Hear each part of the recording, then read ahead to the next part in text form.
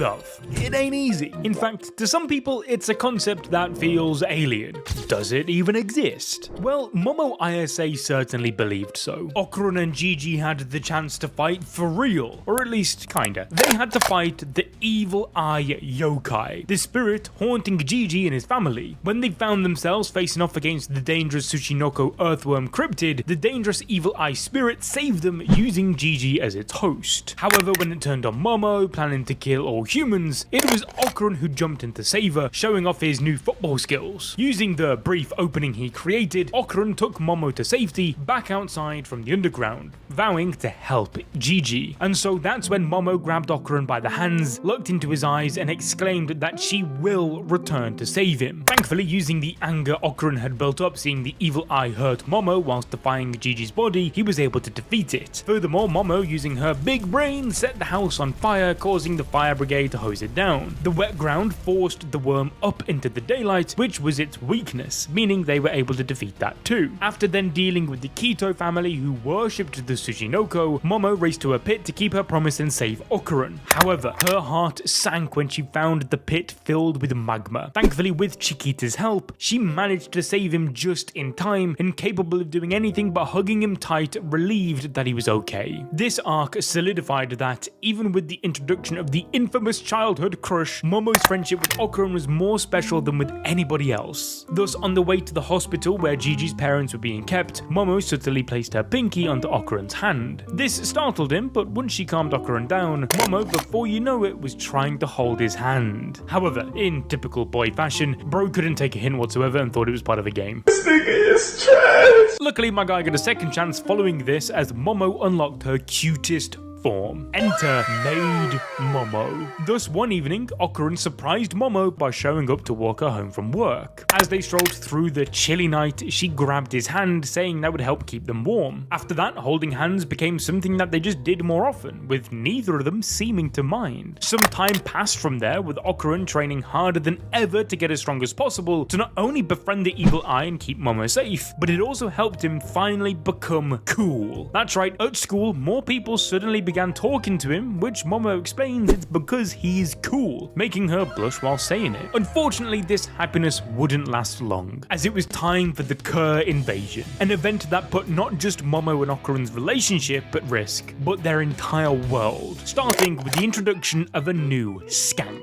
Just kidding, the Modebesco. Nonetheless, Momo and her had to put any differences aside when attacked by the strongest yokai of them all, Reiko Kashima. Whilst they barely managed to escape, Reiko had a great vendetta against Momo, and so she wasn't allowed outside any point after 10 PM for a week. Even if someone she knows calls her name, Momo couldn't even look out the window, or else she was done for. And this was a moment which solidified everything in her heart. The moment which made Momo realize what the feelings she had towards Okarun were this entire time. And that's because he confessed. That's suspicious.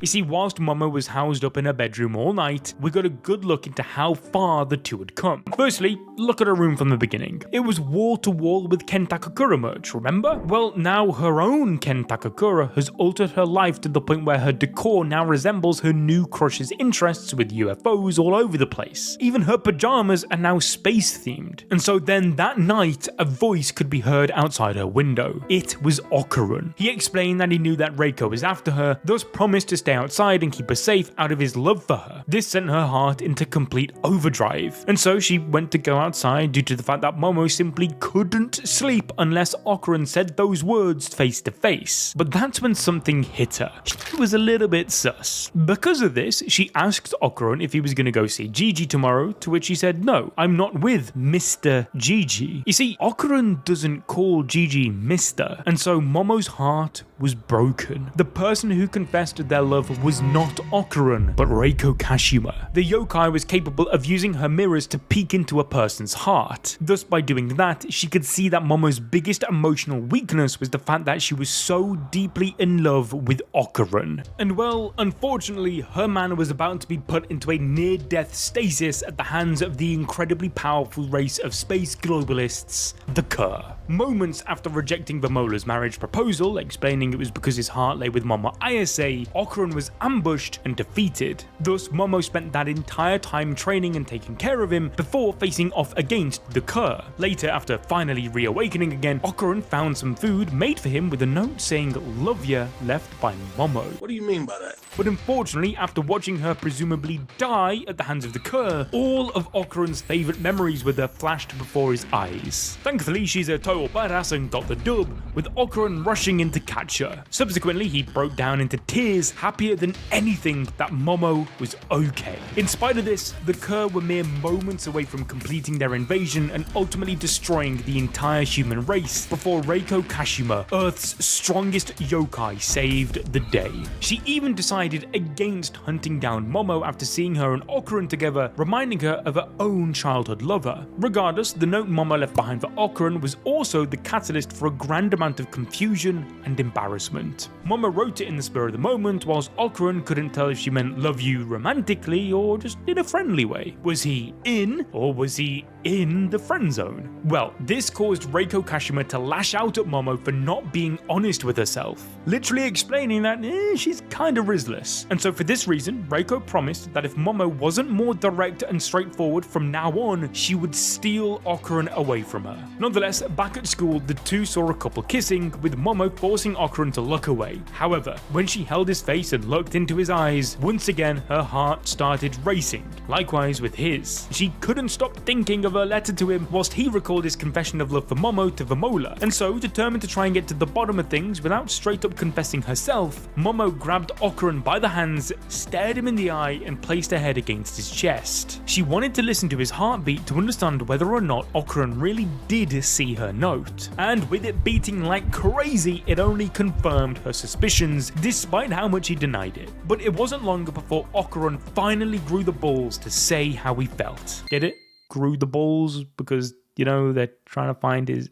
you know what, forget it. You see, Momo was ultimately trapped inside of a mysterious and magical cursed trunk. Inside, she faced against the fairy tale card yokai, where with the help of Okarun and the others, they used gravity manipulation to try and let everyone escape. This, however, had no effect on Momo. Thus, Okarun held on for dear life, determined to not let her go. This was because time worked differently outside the trunk. Furthermore, they would have to defeat the fairy tale card in order to even get her out. But with no other choice but to leave her behind and do exactly that, he said the words she had been dying to hear. "Miss Ayase, I love you." And so Momo let go of Okarun, making him promise that he would defeat the yokai and confess his feelings to her again, properly. But in the world of Dandadan, is there any such thing as proper? The crazy and wacky uniqueness of a romantic relationship represents the distinct bond that sets it apart from all other bonds, and is also the glue of Momo and Okarun's. It's what makes their love personal. If things were proper, it would mean that they're in everyone else's world again. Whereas the thing that originally brought them together to begin with was the fact that they were in their own world. And so it was only fitting that despite saving Momo, she would re-emerge from the cursed trunk as a tiny version of herself, ultimately delaying that proper confession once again. In spite of this, they were also as close as a couple can be, with Momo even making sure that Okarun doesn't cheat on her. And I mean, how can you cheat if you're not in a relationship, you know? So, just saying, it's all but confirmed now. And I mean, it's incredibly poetic that Okarun reaching this new milestone in his relationship whilst also finding the courage to confess is followed by him ultimately getting back both of his balls, symbolically representing how that dorky, unfit and unlikable kid is now perceived as cool, athletic and surrounded by friends and a loving girl. But whilst we wait for these two to inevitably get married, start a family, and have the most OP, weird, and nerdy children of all of shonen, maybe check this video out on your screen right now.